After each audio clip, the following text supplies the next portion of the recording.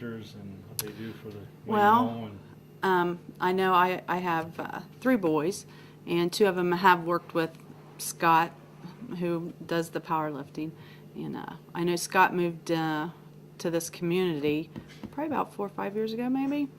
And we met him when their kids first started going to school here. Really nice people, and he has done an amazing job with these boys. Just the confidence that he has brought to the kids at our school, the boys at our school. So it's been a really good experience for him, and a lot of positive feedback from everybody and the boys too. I know quite a few of the boys on the team, and it's done a lot of good for our community. They go around and help everybody. They, have helped the elderly with like pulling weeds and doing stuff like that. He does a lot of community stuff, and a lot of stuff for our vets, and a lot of stuff for our kids. Well, I think it's great.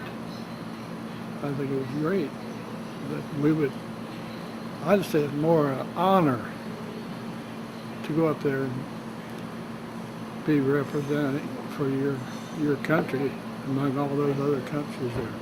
Oh yeah, 14 different countries. Yep.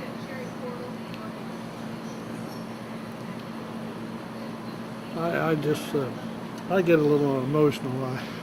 These young men represent a mixture of kids that are across the whole rampart of every kind of home life that you would like to believe in. But they have stepped up, and they have become young men that do things not only for their own community, but they step outside. When they see a need, they step right in. I represent an organization that did a healing field of flags for the veterans. And these men struggled to be able to put in the holes for each one of these flags. These boys, as the veterans told me, just walked in and just slapped those poles right into the ground so that those flags just came up unbelievably quickly. And they blew in the air for over 12 days. And those Vietnam veterans were still talking about these 10 young men long after they were gone.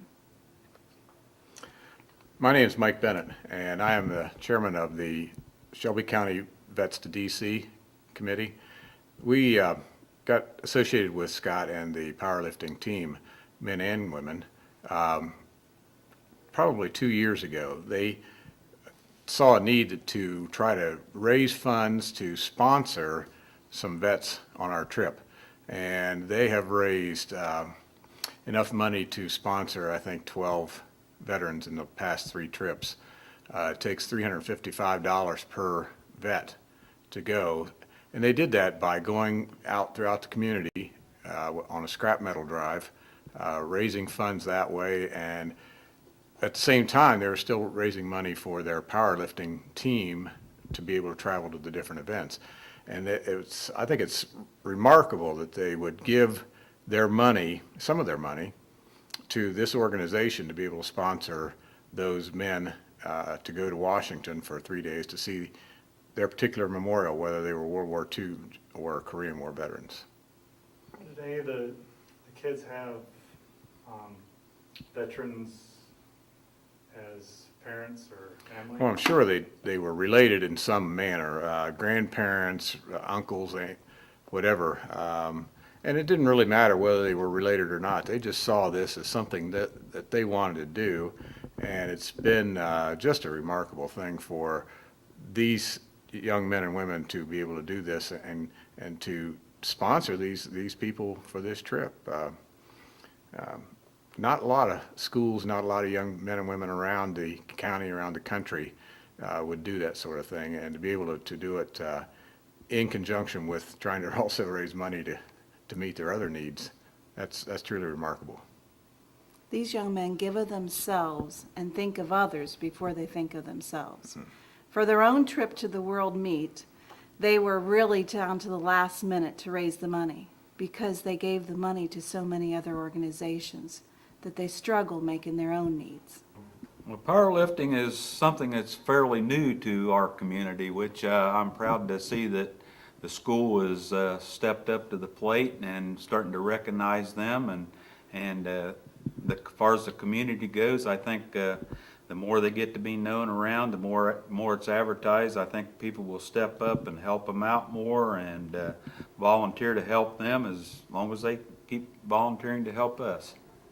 What, as far as volunteering, as an example, as leaders, they teach the other kids? Certainly. I think that by them stepping up and volunteering to do things, it makes them a peer of the younger people to follow them in their steps, and hopefully that they will. And we keep them busy doing different projects around the community. It kind of keeps everybody out of trouble, and we're proud to have them.